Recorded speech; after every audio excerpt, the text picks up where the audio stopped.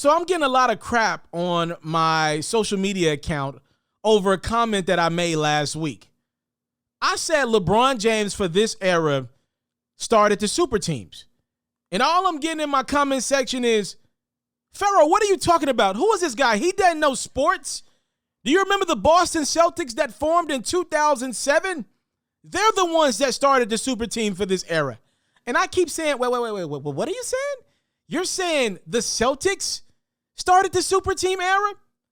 Okay, well, let's break this down, right? Let's play with this one. Since you're saying Boston started the super team era, you do realize the Celtics went out and traded for Ray Allen. The Celtics were abysmal before they got Ray. You do realize that same summer, the Celtics went out and sent out a big package centered around Al Jefferson and traded for Kevin Garnett. Okay, let's leave that right there. Reportedly, LeBron James, Dwayne Wade came up with this idea to form a big three. Originally, they wanted Carmelo Anthony, another one of the top 4 or 5 guys in the 2003 NBA draft, to join them. But Melo signed a longer extension in Denver, and the free agencies didn't line up. So the Heat went to the next big thing. They went to Toronto for an all-star forward in Chris Bosh. Reportedly, LeBron, D. Wade, and Chris Bosh talked about this for at least a year before they opted to make the decision heard around the world in 2010. Did Kevin Garnett call Paul Pierce? Did Paul Pierce and Ray Allen get on the phone and talk about how they wanted to join forces in free agency? It didn't happen that way. Kevin Garnett wasn't even a free agent. That's not the same.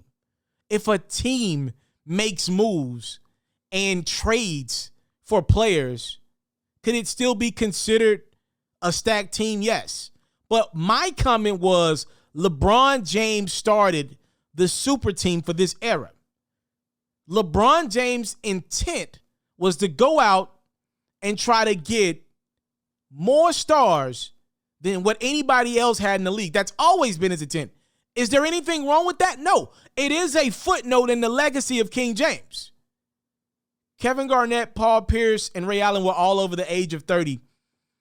You're really going to compare them to a LeBron who was around the age of 26, 27, Dwayne Wade around the same age, 28, 29, and Chris Bosh around that age as well?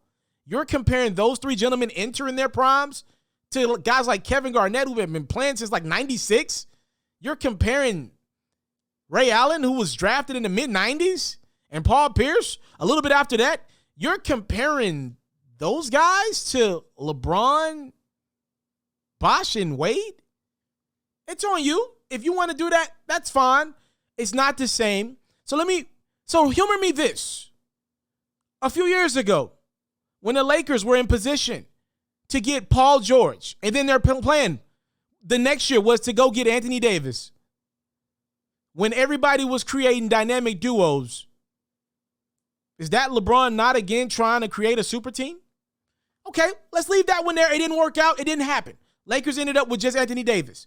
Last offseason, when LeBron wanted Kawhi Leonard a part of that Lakers regime, and let's be clear, if not for the Clippers acquiring Paul George from the OKC Thunder, many of us believe Kawhi Leonard would have ended up as a Los Angeles Laker as a 3rd star. When we're clearly in the era of dynamic duos, is that not trying to unbalance the power of the NBA? I don't know if Kevin Durant and Kyrie Irving wanted James Harden. My assumption is KD maybe wanted Harden and Kyrie probably didn't because it takes him off the basketball. But at the end of the day, they brought Harden in through a trade. I just think it's a difference when there are guys planning to sign with a team together versus teams that are trading in stars. LeBron's intent has always been to have one more star than everybody else. It just keeps backfiring on him, a la Kevin Durant and the Golden State Warriors, and a la James Harden and the Brooklyn Nets. LeBron was the gentleman that started the super teams for this era. Nothing is wrong with that. It is a footnote in his legacy, though. It is his legacy. Catch full new episodes of FERRO's music-based platform every day only on YouTube at It's Mr. Taliaferro. You can also find clips, updates, giveaways, and more on Facebook, Instagram, and Twitter, also at It's Mr. Taliaferro. For all basketball fans, make sure you tune in to FERRO's daily highlights, reports, and commentary on YouTube at Hoops FERRO, and even more updates on Facebook, Instagram, and Twitter at Hoops FERRO as well.